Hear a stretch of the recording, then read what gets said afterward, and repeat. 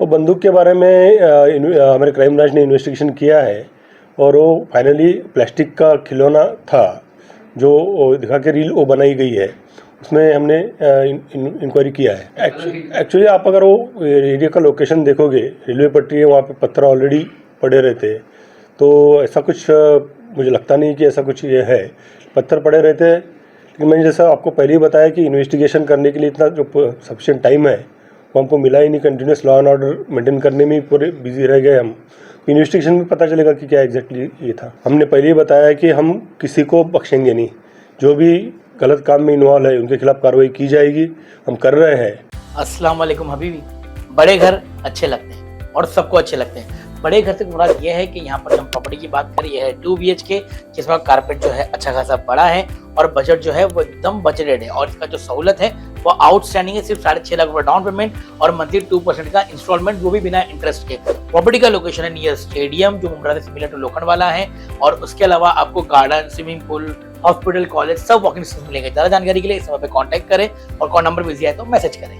Mumbai TV, हर खबर सच के साथ। मैं हूं जैन सैयद और आप देख रहे हैं मुंबई टीवी।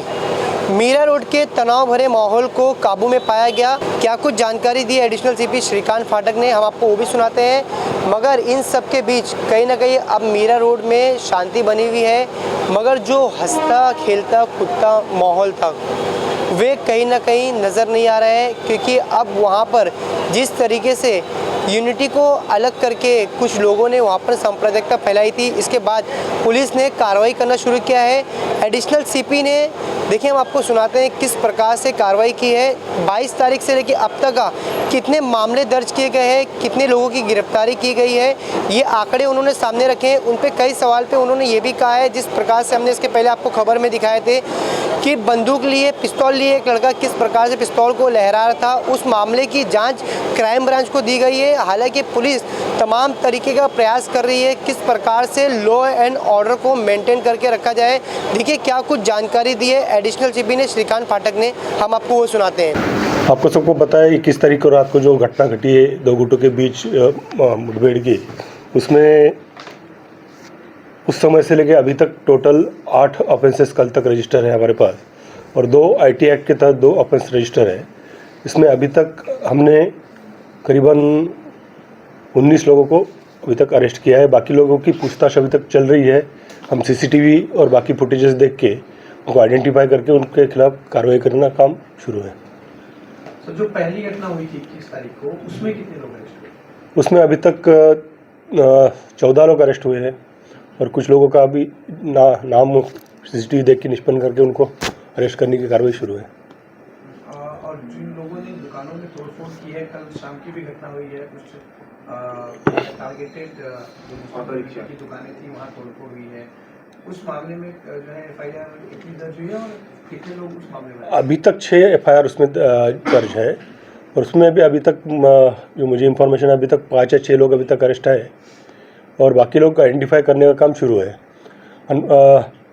आपको सबको पता है कि पिछले 3 दिन में हमारा पूरा police force law and order maintain करने में काफ़ी व्यस्त रहा है। उसके कारण CCTV देख के आरोपी आइडेंटिफाई करके उनको अरेस्ट करने का काम थोड़ा सा जितने तेज़ी से होना चाहिए उतने तेज़ी से हुआ नहीं है, लेकिन हम जैसे ही थोड़ा पीस स्थापित होगा हम सब आरोपी आइडेंटिफाई करके हम उनके खिलाफ कार्रवाई करेंगे। सर इसी बीच से इन्वेस्टिगेशन की जो ग्रेविटी इसको समझने के लिए जानना चाहेंगे कि पुलिस जो कितने कैमरे फुटेजेस हैं अंदाजन जिसमें फुटेजेस खंगाल रही है? अभी एग्जैक्ट फिगर बताना मुश्किल है, लेकिन जहाँ जहाँ इंसिडेंट्स हुए वहाँ के कैमरेज हम चेक कर रहे हैं कि कौन कौन उसमें इन्वॉल्व है। 100 से ज़्यादा हो सकते हैं। सर इस पूरे घटनाक्रम को देख के क्या अभी तक पुलिस इस तरह के कुछ एंगल पे जांच कर रही है कि ये एक तरह से कोई साजिश थी या कोई पहले से प्री प्लान था? क्योंकि 22 तारीख को एक बड़ा कार्यक्रम था देश में, उसके पहले ही प्लानिंग की गई थी किस तरह से अगर कोई आता है तो उस पर अटैक किया जाएगा ताकि कोई हमारे इलाके में ना आए। इस तरह का क्या साजिश इसके अभी तक तो उस बारे में ऐसा कुछ कह नहीं सकते हैं कि ऐसा कुछ है, लेकिन जब पूरा इनको इन्वेस्टिगेशन पूरा हो जाएगा तब पता चलेगा कि एग्जैक्टली क्या उसमें घटनाक्रम में क्या क्या उसका ये था, बैकग्राउंड था। 22 तारीख को जो दूसरा इंसिडेंट जो हुआ स्टोन बेल्डिंग का बैक रोड पर, उसको लेके क्या ये भी लाइन ऑफ इन्वेस्टिगेशन होगा कि जो इतनी मात्रा में जो पत्थर है वो एक साथ लोगों के पास आना जमा करके रखना, वो कहीं ना कहीं अलग ही एक्चुअली आप अगर वो एरिया का लोकेशन देखोगे, रेलवे पट्टी है, वहाँ पे पत्थर ऑलरेडी पड़े रहते हैं, तो ऐसा कुछ मुझे लगता नहीं कि ऐसा कुछ ये है, पत्थर पड़े रहते हैं। लेकिन मैंने जैसा आपको पहले ही बताया कि इन्वेस्टिगेशन करने के लिए इतना जो सफिशिएंट टाइम है वो हमको मिला ही नहीं। Continuous law and order maintain करने में ही पूरे बिजी रह गए हम। इन्वेस्टिगेशन में पता चलेगा कि क्या एग्जैक्टली ये था। सर वो रैली में बंदूक भी दिखाई गई थी, कुछ उसका पता चला, एक वीडियो वायरल हुआ था। वो बंदूक के बारे में हमारे क्राइम ब्रांच ने इन्वेस्टिगेशन किया है और वो फाइनली प्लास्टिक का खिलौना था जो दिखा के रील वो बनाई गई है, उसमें हमने इंक्वायरी किया है। किसी को पकड़ा है क्या? हाँ, उसमें आइडेंटिफाई किया है। सर एक मैसेज में आपसे ये सवाल पूछना चाहूँगा कि जितने भी जो पिछले कई सालों के बाद जो है, या फिर मैं कहूँगा बहुत सालों में पहली बार मीरागढ़ में इस तरीके की घटना हुई है हिंसा की, तो जो भी हुड़दंगी हैं, दंगाई हैं, इन लोगों को मीरागढ़ पुलिस की तरफ से, एमबीवीपी पुलिस की तरफ से कोई सख्त संदेश, कोई चेतावनी क्या रहेगी? बिल्कुल रहेगी। हमने पहले ही बताया कि हम किसी को बख्शेंगे नहीं। जो भी गलत काम में इन्वॉल्व है उनके खिलाफ कार्रवाई की जाएगी, हम कर रहे हैं। और मैं आपके सबके माध्यम से सबको अपील करना चाहता हूं कि देखिए, इन्वेस्टिगेशन, आरोपी पकड़ना ये तो काम है और लंबा चलेगा, लेकिन इस वक्त शहर की शांति बनाए रखना ये सबसे ज़्यादा इम्पोर्टेंट है।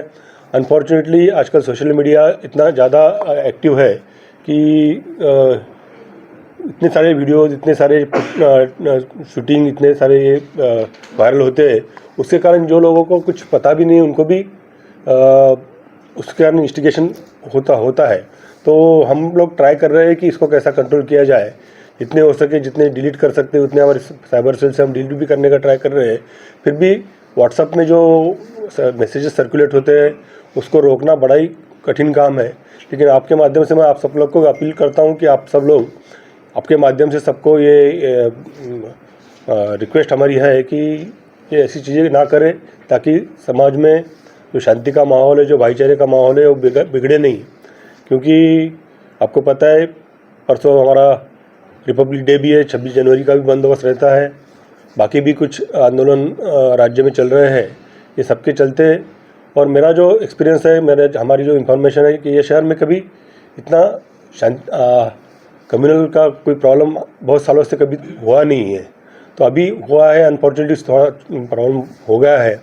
तो आप सब लोग का कोऑपरेट करेंगे, सब जो शुद्ध नागरिक है वो कोऑपरेट करेंगे, तो मुझे लगता है कि पहले शांति बनाए रखना हमारा प्रथम कर्तव्य है, उसके बाद इन्वेस्टिगेशन और एक्यूजेस अरेस्ट करना और बाकी चीज़ें हम करेंगे। सर, क्योंकि सख्त कार्रवाई की जो बात है वो तो अभी जो केस हो चुका है उसके बारे में है, लेकिन एक सवाल ये भी था कि फ्यूचर में कोई ऐसी हिम्मत ना करे, उसके लिए पुलिस क्या चेतावनी देना चाहिए? क्योंकि देखा ही गया कि लोगों में पुलिस का खौफ शायद नहीं था, शायद इस वजह से वो सड़कों पे आकर के उन्होंने खुलेआम इस तरीके से वारदात को अंजाम दिया। तो आगे ना हो इसके लिए क्या चेतावनी? हमारे पास हमने बाहर से भी फोर्स मंगाया है। हमारे पास 6 प्लाटून SRPF के हैं, RAF के 3 प्लाटून हमारे पास है, और हमारे लोकल पुलिस और आउटसाइड असिस्टेंस भी हमारे पास है। हम नाकाबंदी, पेट्रोलिंग और जो भी तरीके से हम कंट्रोल कर सकते हैं, प्रिवेंटिव एक्शन हम डेफिनेटली करेंगे। और मैं ये आपके माध्यम से भी बताना चाहता हूँ कि कोई भी गलत काम करेगा तो उसके खिलाफ सख्त कार्रवाई की जाएगी। इसमें जो अब तक 21 लोग पकड़े गए हैं, उनका क्या क्रिमिनल कोई बैकग्राउंड है? अभी जैसा मैंने आपको बताया कि अभी इतना टाइम मिला नहीं है कि सब बातें चेक करने के लिए। अभी जो CCTV फुटेज देख के अरेस्ट करने का काम शुरू है। जब भी पता चलेगा, जब भी हम इन्वेस्टिगेशन आगे बढ़ाएंगे, उनका रिकॉर्ड चेक करेंगे, उसके बाद ही पता चल पाएगा। IT एक्ट केसेस में एक केस में फेसबुक पे कुछ प्रोवोकेटिव एक वीडियो प्रसारित किया गया था, और एक केस में इंस्टाग्राम पे कुछ प्रोवोकेटिव वाले एक्शन से जुड़ा दिख रहा है। NIA, मेरी जो इन्फॉर्मेशन है कि NIA ने हमारे यहाँ से किसी को अरेस्ट नहीं किया था, मीरा भाईंदर से किसी को अरेस्ट नहीं किया था। और ऐसा नहीं, अरेस्ट किसी को नहीं किया था, इंक्वायरी किया था कुछ लोगों के पास, अरेस्ट किसी को नहीं किया था। और ऐसा कुछ कनेक्शन मुझे अभी तक तो हमारे इन्वेस्टिगेशन में नहीं आया, नजर आया। सर, FIR में जो मामला है एक बार फिर से क्लियर कर दिया, 8 FIR है कुल टोटल। 8 FIR क्राइम के है और 2 IT एक्ट के तहत। टोटल 10 FIR हाँ? टोटल 10 FIR है और 21 हमारे पास अभी जो इन्फॉर्मेशन है, ये 8 FIR है रेगुलर गुने की, और 2 कल तक का कल तक का। जी।